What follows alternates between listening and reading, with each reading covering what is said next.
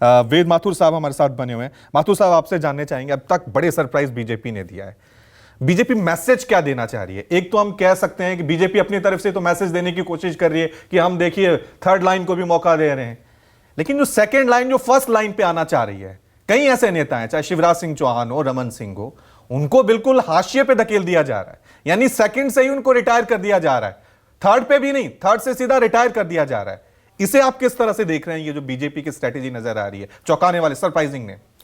देखिए, हमें समझना होगा कि नरेंद्र मोदी एक बहुत बड़े सोशल साइंटिस्ट हैं और उनकी लेबोरेटरी या प्रयोगशाला में 24 घंटे रिसर्च चलती है कि कौन सी चीज़ ऐसी है जो पार्टी के हित में होगी और साथ ही साथ उस राज्य के हित में होगी, क्योंकि यदि राज्य के हित में नहीं हुई तो अल्टीमेटली पार्टी को भी उसका नुकसान होगा।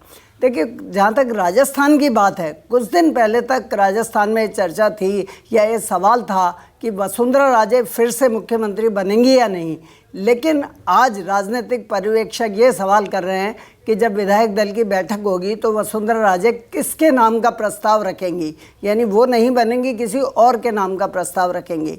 तो मैं कह सकता हूँ कि मुख्यमंत्री कौन बनेगा ये तो कोई भी नहीं बता सकता, लेकिन ये निश्चित है कि जो भी बनेगा वो संघ की पृष्ठभूमि का होगा और उसकी अपेक्षाकृत शब्द का उपयोग करूंगा, अपेक्षाकृत क्लीन इमेज होगी और उम्र भी एक महत्वपूर्ण मुद्दा होगी। मुझे नहीं लगता कि 60 या 62 साल से ज़्यादा उम्र का कोई व्यक्ति बने। एक बात और है कि यदि आप मध्य प्रदेश और छत्तीसगढ़ के मुख्यमंत्रियों का चयन देखते हैं तो ये निश्चित है कि इस बार राजस्थान में ओबीसी या अनुसूचित जनजाति के व्यक्ति के मुख्यमंत्री बनने की संभावना नहीं है। मीना जी ने एक बड़ा महत्वपूर्ण बात कही, उन्होंने अनीता बघेल जी का नाम लिया। संयोग से मैं उन्हीं के क्षेत्र से आता हूँ। अनीता बघेल मुख्यमंत्री बनती है या नहीं बनती है महत्वपूर्ण नहीं है। आज एक आम आदमी के लिए या एक भाजपा के आम कार्यकर्ता के लिए बहुत बड़ी बात है कि अनीता बघेल जैसी एक अति साधारण पृष्ठभूमि वाली महिला का नाम, जो अनुसूचित जाति से आती हैं और बहुत साधारण परिवार से है, आज भी जब आप उनसे मिलेंगे तो आपको लगेगा कि आप बिल्कुल किसी साधारण महिला से मिल रहे हैं। उनका नाम कम से कम चर्चा में आता है। या मैं एक छोटा सा उदाहरण अनीता बघेल जी के बारे में देना चाहूँगा कि वो किस तरह की कार्यकर्ता है कि वो अजमेर नगर परिषद में सभापति थी, तो उनके पति कभी भी नगर परिषद नहीं जाते थे।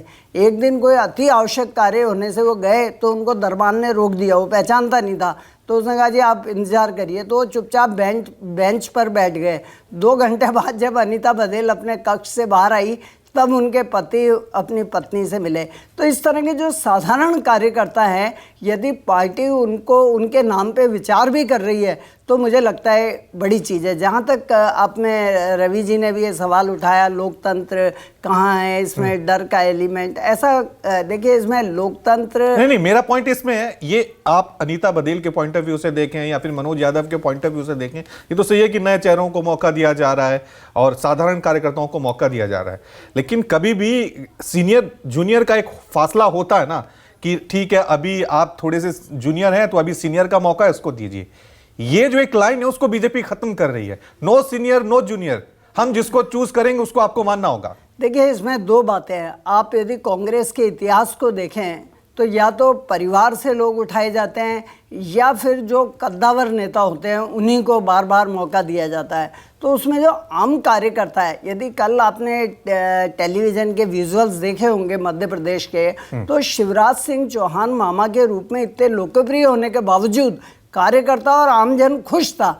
जो मनोज यादव जी का चयन हुआ है उससे वो खुश था कि उनको लग रहा है आम आदमी बन रहा है। देखिए, आपको मैं अमिताभ बच्चन की जो सुपर हिट फिल्में रही है उनकी ओर ले जाना चाहूँगा कि वहाँ अमिताभ बच्चन एक छोटी भूमिका से कुली से ऊपर आता है और बहुत ऊपर जाते हैं, तो लोगों को वो चीज़ पसंद आती है कि एक हम में से एक आम आदमी जो निकला है वो ऊपर तक जा रहा है। तो भाजपा यही कर रही है। दूसरा, देखिए राजस्थान के अंदर जाति निश्चित रूप से एक महत्वपूर्ण कारक है और सीधे सीधे जातियों में संघर्ष नहीं होता, लेकिन सत्ता पाने के लिए सारी जातियां लालायित हैं और संगठित हैं। ऐसे में मुझे लगता है कि मैं अनुमान लगाता हूं कि कोई राजपूत या कोई जाट या ऐसी कोई मेजर जाति है उसका मुख्यमंत्री बनने की संभावना कम मुझे नजर आती है। ठीक है, एक बार